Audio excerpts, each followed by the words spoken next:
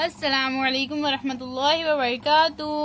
बच्चों, आज हम पढ़ेंगे सब्जेक्ट इंग्लिश। आज हम पढ़ेंगे बच्चों लेट्स टॉक, यानी आओ बातचीत करें। लिसन केयरफुली एंड स्पीक, गौर से सुनिए और कहिए। तो बच्चों देखिए, यहाँ पर ये दो बच्चे हैं। एक बच्चे का नाम है ए और दूसरे का नाम है बी। ये दोनों आपस में बात कर रहे हैं। तो चलिए बच्चों, हम देखते हैं ये क्या बात कर रहे हैं आपस में।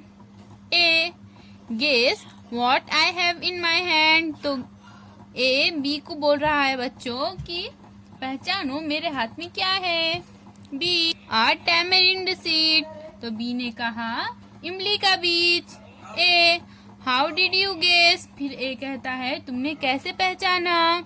B, that's a secret. B कहता है ये राज की बात है। Now guess what I found. अब तुम पहचानो मुझे क्या मिला। A, is it something to eat. फिर ए कहता है क्या वो कोई खाने की चीज है। बी, नो नहीं। A, is it something to read. फिर ए कहता है क्या वो कोई पढ़ने की चीज है। बी कहता है नो नहीं। A, is it something to write with. फिर ए कहता है क्या वो कोई लिखने की चीज है।